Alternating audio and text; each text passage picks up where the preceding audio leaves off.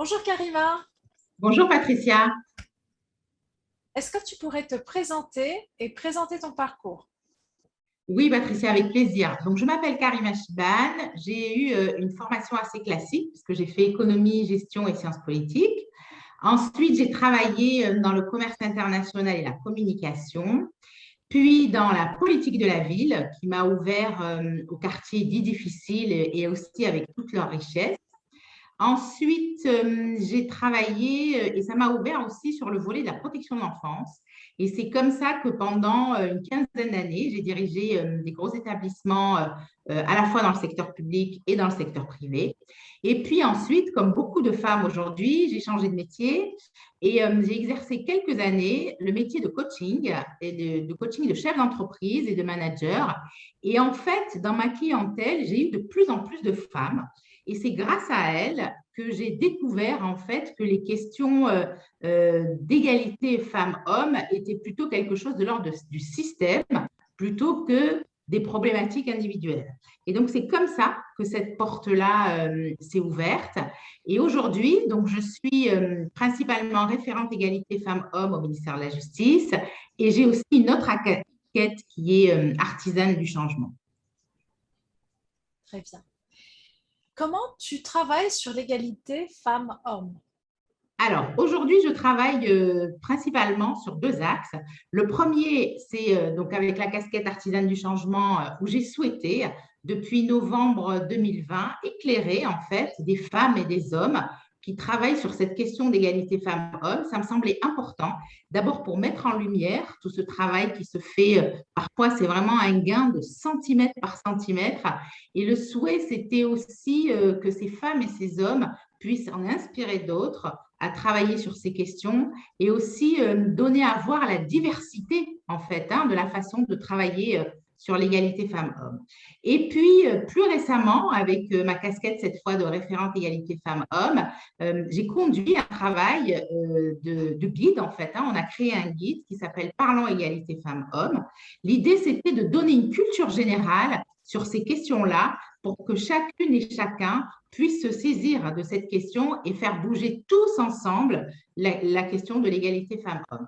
Donc, c'est un guide qu'on peut télécharger gratuitement. Je mettrai le lien sous la vidéo. Et ce guide est complété aussi par une série de vidéos qui permet aussi d'avoir des focus, par exemple, sur le genre, sur le féminisme, sur l'histoire aussi du féminisme. Enfin, il y a plusieurs experts qui sont intervenus et je mettrai également le lien de cette chaîne sous la vidéo. Si tu avais une baguette magique, quelle serait la première chose que tu mettrais en place pour faire bouger les lignes de l'égalité femmes-hommes? Alors, Patricia, c'est vrai que cette question, je l'ai posée à tout le monde et elle n'est pas simple. Au début, je m'étais dit que je pourrais jeter un sort de sortilège aux femmes et les femmes qui sont mères pour qu'un matin, elles se réveillent toutes ensemble et qu'elles puissent parler avec leurs fils et leur expliquer ce que c'était les questions de consentement et en quoi c'était important.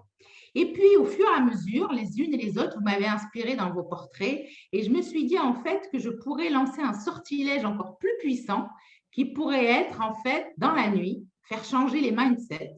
Et un matin, tous les hommes sur cette terre pourraient se réveiller et en fait avoir une vision de l'égalité femmes-hommes. Et comme l'égalité existerait, on n'aurait plus besoin d'en parler. Quelle est la femme qui t'inspire? Alors, il y a plusieurs femmes qui m'inspirent évidemment. J'ai eu plusieurs mentors. Je pense à Oprah Winfrey, je pense à Gisèle Halimi qui a été une énorme inspiration. Je pense à Simone Veil. Mais je pense aussi à toutes ces femmes et ces hommes que j'ai rencontrés, que j'ai pu éclairer toute cette année, qui m'ont vraiment donné à voir d'autres façons de faire, d'autres richesses. Et puis, leur façon aussi de travailler au quotidien a été très inspirante. Je pense particulièrement au travail que tu fais, toi, de connexion de femmes comme ça entre plusieurs continents, parce que je pense que l'avenir, c'est ça. Et je pense aussi aux deux, je crois que c'est les derniers portraits que j'ai pu faire, à une rencontre que je trouve vraiment étonnante avec Claudine Monteil, qui est, elle a travaillé avec Gisèle Halimi avec Simone de Beauvoir et elle a gardé cette espèce d'énergie incroyable de bataille sur ce volet-là qui est très communicative et qui vraiment nous donne envie d'aller plus loin. Et je pense aussi, ce qui a été une très belle surprise, la rencontre avec Elisabeth Moreno, qui porte aussi une énergie comme ça très communicative, qui elle a une énergie de femme comme ça, qui a un leadership très naturel, très charismatique et qui est une femme passionnée par ce sujet. Et elle aussi m'a beaucoup fait bouger sur cette question-là et m'inspire à aller encore plus loin. Et peut-être, puisqu'on arrive à la fin aujourd'hui de ces portraits, puisqu'aujourd'hui c'est le 55e, peut-être avoir d'autres idées pour continuer à travailler sur la question de l'égalité femmes-hommes.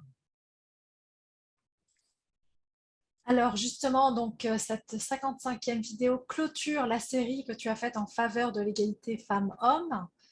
Peut-être je rajoute une prochaine question. C'est quoi la prochaine étape? Alors, c'est une bonne question, Patricia, effectivement. Je n'ai pas encore vraiment d'idée claire sur ce questionnement-là. Tout ce que je sais, parce que vous avez été plusieurs à me poser cette question, et après, eh ben, je pense que je ferai quelque chose, mais je n'ai pas encore une idée très précise de ce que c'est. Merci Karima. Merci beaucoup, Patricia.